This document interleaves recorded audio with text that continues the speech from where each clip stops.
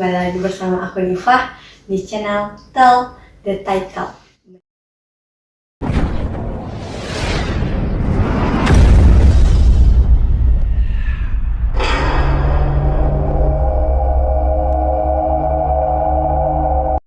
Menceritakan sebuah judul. Selamat datang di rumah mati. Kira-kira udah berapa part ya? Nah, sekarang selamat datang di rumah mati udah masuk ke part keempat. Kalian jangan bosan dengerin cerita Selamat datang di rumah mati karena ceritanya seru banget. Jadi kalian harus ikutin terus alur ceritanya gimana. Bagi yang nemu channel Tell the Title di explore YouTube kalian, nah kan nemunya di part 4. Kalian jangan lupa dulu nonton part 1, part kedua, sama part ketiganya. Nanti kalau udah balik lagi ke part 4 biar paham alur ceritanya gimana. Nah, sebelum aku lanjutin part keempat, kalian jangan lupa like, comment, dan subscribe channel Tell the Title supaya aku semangat terus bacain ceritanya buat kalian. Nah, kita lanjut cerita aja yuk ke part 4. Saat PT lari, ayah berhasil menangkap PT. Namun, lagi dan lagi, PT tak sampai di sana mengganggu keluarga itu. PT menggonggong dan ibu mengatakan, "Bisakah kau membuatnya diam?" kata ibu. Lalu aku menarik PT dan ia mulai menggonggong lagi. "Ia tak pernah melakukan ini sebelumnya," kataku. "Buat dia tenang," kata ibu. "Gelap seperti malam di luar sana," kata Jos. "Setidaknya seseorang senang berada di sini," kata Jos. Ayah berusaha membuka pintu depan. Ia memberi isyarat bagi kita untuk datang ke rumah.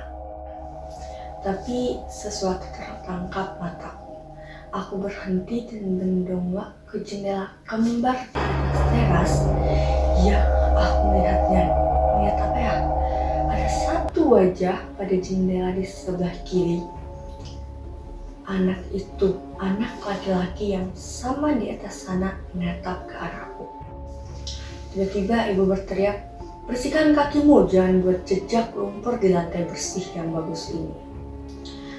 Namun terasa panas di dalam rumah, jauh lebih panas di luar. "Lampu dapur tak mau hidup," teriak ayah. "Apakah para pengecat mematikan listrik atau sesuatu?" "Bagaimana aku bisa tahu?" teriak ibu. "Ibu, di lantai atas ada seseorang," teriakku. "Apa?" "Ada anak di lantai atas. Aku melihatnya di jendela," kataku. Jos memasuki ruangan dari lorong belakang. Dia mungkin tadi bersama ayah. "Apakah ada seseorang yang sudah tinggal di sini?" "Tak ada seorang pun tinggal di lantai atas. Apakah kalian berdua hari ini akan memberiku istirahat atau apa?" kata ibu. "Apa yang kulakukan?" beranjak Jos. "Dengar Amanda, kita semua di ujung hari sedikit." Ibu mulai kesal. Tapi aku memotongnya. "Aku melihat wajahnya, ibu, di jendela. Aku tak gila, kau tahu?" "Kata siapa?" salah Jos. "Amanda, kau melihat pantulan dari sesuatu, dari pohon mungkin." Aku berlari ke tangga. "Siapa di sana?" Namun aku tak menemukan jawaban. Lagi-lagi aku memanggil, "Siapa di sana?" dengan lebih keras. "Amanda, tolong!" Jos menghilang melalui ruang makan. Dia akhirnya menjelajahi rumah. "Ada seseorang di atas sana," aku masih bersikeras karena aku melihat seseorang di atas sana. "Amanda," aku mendengar panggilan ibu. Tapi aku terlalu marah untuk berhenti. Mengapa dia tak percaya padaku? Mengapa ia harus mengatakan adalah pantulan dari pohon yang kulihat? Aku penasaran. Aku harus tahu siapa yang ada di lantai atas itu. Aku harus membuktikan itu ibu salah. Aku harus menunjukkan padanya aku tak melihat pantulan yang bodoh. Kukira aku bisa sangat keras kepala. "Ada orang di sini?" panggilku. Aku masih tak percaya jika tak ada orang di sini.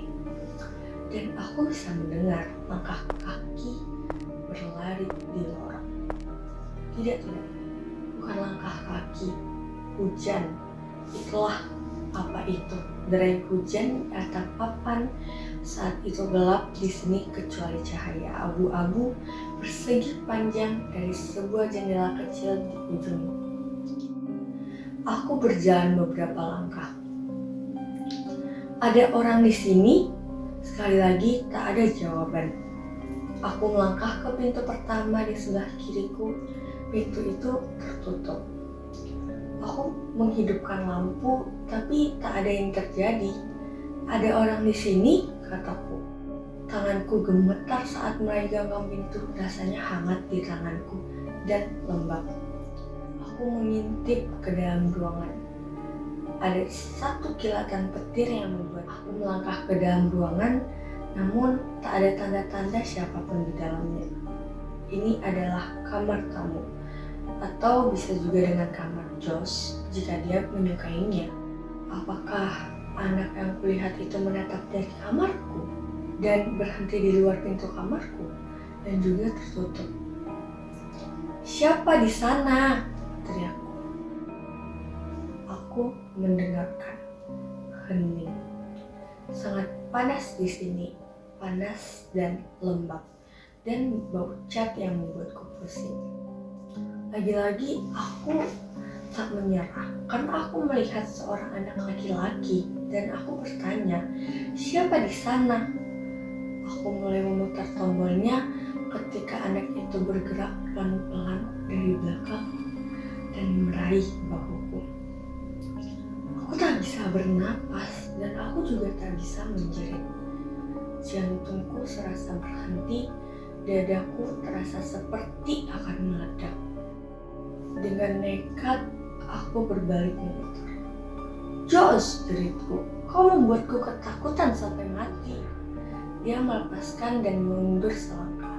"Kena," katanya, dan lalu mulai tertawa. Jantungku berdebar keras sekarang. "Kau tak lucu," kataku dengan marah. "Kau benar-benar membuatku takut." Dengan marah, aku berpaling darinya. Tepat waktu itu, aku melihat pintu kamarku perlahan-lahan berayun terbuka.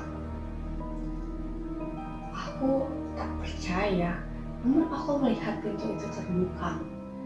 Lalu Josh berhenti tertawa dan berdiri di sampingku, dan dia mulai ketakutan. Aku bisa mendengar seseorang bergerak di dalam ruangan. Aku bisa mendengar bisik-bisik tawa gembira. "Siapa di sana?" kataku.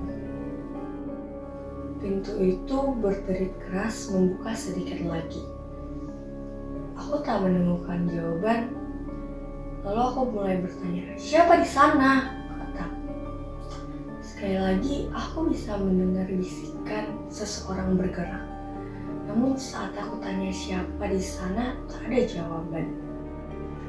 Lalu Josh pergi ke tangga karena dia ketakutan. Pintu itu berdiri seperti pintu di film rumah hantu. Josh sudah hampir sampai ke tangga. Dia menatapku dan menyuruhku untuk mengikutinya. Tapi aku penasaran siapa yang ada di dalam sana. Aku melangkah maju dan membuka pintu dengan keras. Aku bertanya, "Siapa di sana?" Namun ruangan itu kosong.